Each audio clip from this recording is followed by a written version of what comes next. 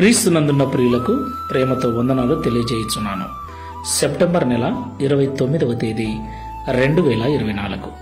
ఈరోజు దేవుడు మనకు చేస్తున్న వాగ్దానం ఏమిటనగా సామెతల గ్రంథము 28వ అధ్యాయము 20వ వచనం. నమ్మకమైన వానికి దీవెనలు మెండుగా కలుగును. ఆమెన్.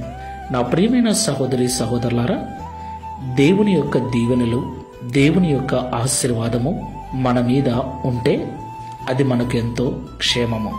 ఎందుకంటే ఈ లోకమంతా కూడా పాపముతోనూ చీకటి శక్తుల ప్రభావముతోనూ పలు రకాలైన రోగాలతోనూ తెగుళ్లతోనూ నింపబడి ఉంది.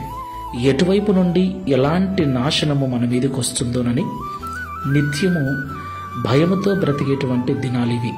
ఈ భయంకరమైన గడ్డు పరిస్థితులలో, చెడ్డ దినాలలో దేవుని యొక్క ఆశీర్వాదము, దీవెనలు మనకు తోడుగా ఉన్నట్లయితే మన ఆయుష్కాలము తీరేంత వరకు మనము క్షేమముగా ఉంటాం. దేవునికి మహిమ కలుగును గాక.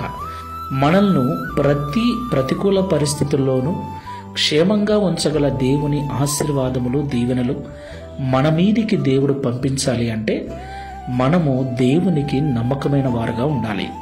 ఆమెన్. అవును ప్రియులారా, ఈ లోకంలో దేవుడు మనకు ఏమిచ్చాడో, భర్తవైతే భార్యను, భార్యవైతే భర్తను, తల్లిదండ్రులను, పిల్లలను, అత్తమామలను, సేవకునివైతే సంఘాన్ని, సంఘమైతే సేవకుణ్ణి, ఇలాగా అనేక రకాల బాధ్యతలు శారీరకంగాను ఆత్మీయంగాను దేవుడు ఈ లోకంలో మనకు అప్పగించాడు.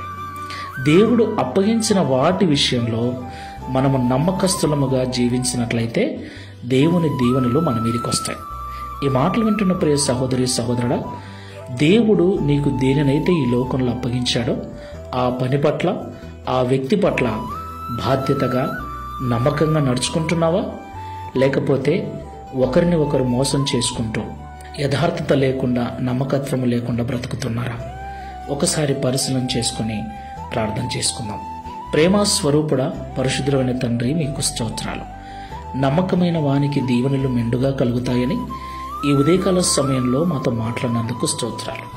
ప్రియ తండ్రి, ఈ లోకంలో జీవిస్తున్న మేము నిన్ను దేవునిగా నమ్మటము ఎంత ముఖ్యమో, దేవుడవైన నీకు నమ్మకం కలిగి ఉండటం, నమ్మకంగా జీవించటం కూడా అంతే ముఖ్యమని ఈ ఉదయకాల సమయంలో మమ్మల్ని హెచ్చరించినందుకు స్తోత్రాలు.